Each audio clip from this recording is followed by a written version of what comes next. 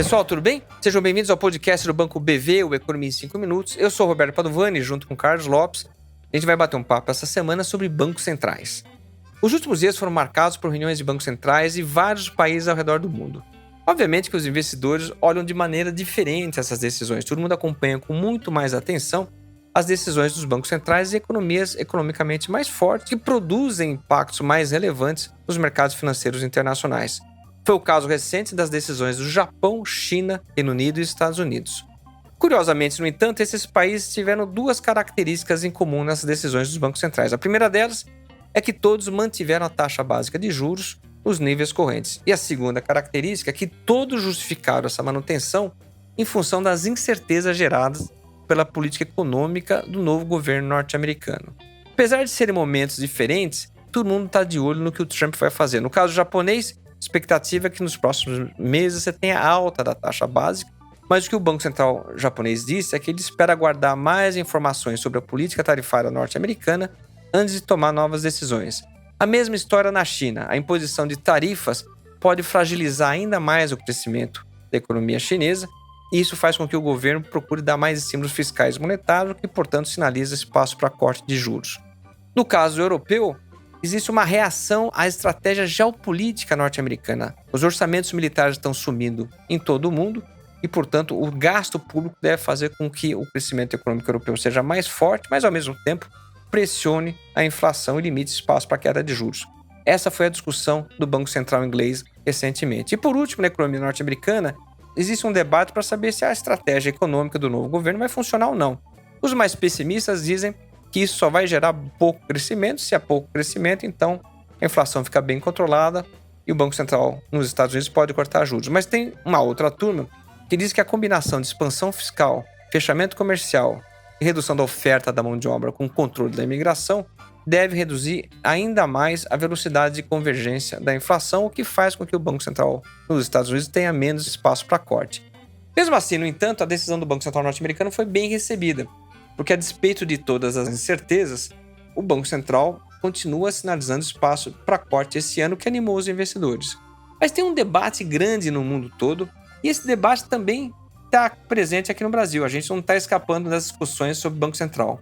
Mas a gente tem uma história própria. Carlão, conta a história do nosso BC. Aqui a história é diferente. É claro que tem as influências do cenário internacional nesse momento, mas enquanto lá fora se discute reduzir os juros, aqui as preocupações ainda são com a inflação alta, bem resistente e com expectativas que continuam a subir, a despeito de todo esse esforço que já foi feito até aqui.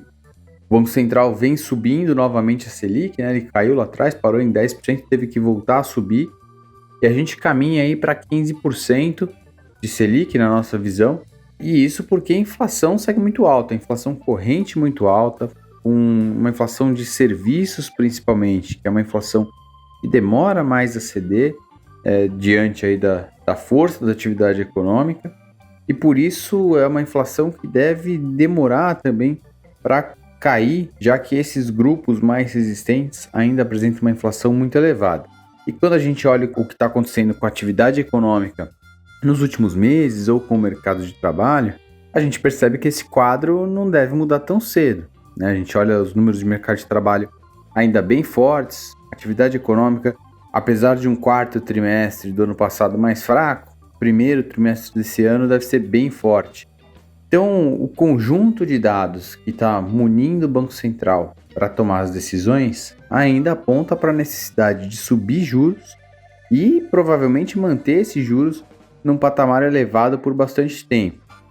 Então, ainda que a gente tenha um Fed ali observando os efeitos das tarifas, talvez achando que esses efeitos sejam transitórios e que haja alguma possibilidade de cortar juros ao longo do ano, por aqui a tarefa é bem mais difícil.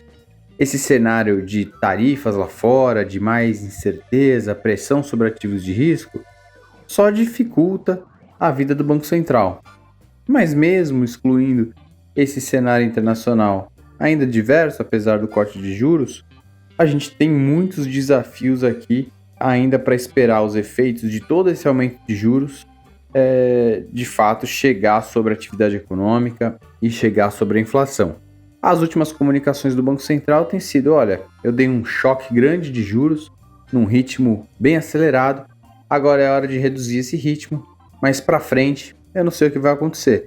Vamos esperar um cenário de muita incerteza, então a gente sinaliza o próximo passo num ritmo menor, mas para frente deixa em aberto. É isso que ele tem falado nas últimas reuniões e é isso que a gente vai precisar aguardar aí até o meados do ano para ver se de fato se concretiza.